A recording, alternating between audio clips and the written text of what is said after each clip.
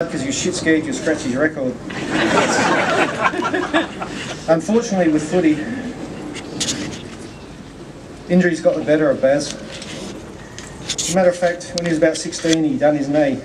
He had to go to the Mulberry Hospital for an operation. I thought, geez, I better go in there and see how he's going. So I went in there, he took one look at me with this sheer sigh of relief on his face.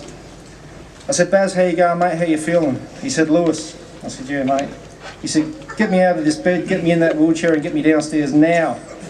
I said, okay, mate, I'll do that. I got him down there.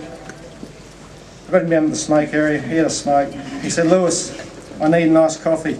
I said, okay, mate, I'll go and get you one. I took 2 steps away. He said, Lewis. I said, yes, Bazz. Make sure it's a Farmers Union, will you? Only the best for you, mate. No worries. Not long after that, he got out of hospital. It was towards the end of the year, it was starting to warm up. We went to a friend's place. We went there because their mum and dad had a pool. His leg was in a full cast of plaster back then. The able-bodied people were having a couple of beers and jumping in and out the pool and having a wowzer of a time. He said to me, Lewis. I said, yeah, Bazz. He said, I'd love to jump in that pool. I took a look at him. He was sitting on the deck chair, sweating profusely, which was unusual for Bazz. I said, hang on, Bazz, just relax, mate, just let me think for a sec.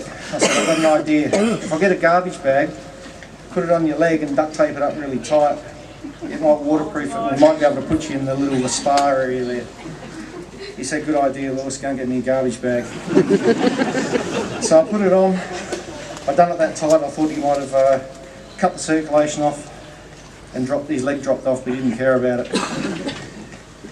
He said, what do we do now, Lewis? I said, mate, we need to get over that spa area there. Put your arm around me, I'll get you up, you hop on your good leg, if he had a good leg, and I'll get you over there. He said, will it be alright? And I said, Bazz, what could possibly go wrong? I got him up, I sat him down near there. I said, Bazz, put your bum on the ground and wiggle yourself in the pool. I'll put your leg up on the side so it's out of the water. If you could picture him with his leg up in the air and his arm like this, trying to get in, he screamed out in pain, ah, ah. I said, Bazz, what's going on? What's the matter, mate? I've dislocated my shoulder. Hang on a sec, I'll try and get you up. I lifted him up so he could get his arm in. He said, pull my arm. I pulled his arm. He said, pull it harder. I put my foot under his armpit and I'm pulling on it. And it slotted back in. He said, oh, thank God for that. I said, Bazz, your leg's in the water. He said, don't care about that.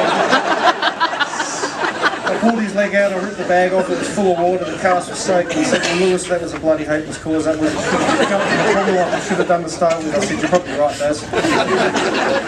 I helped him get out of the spa.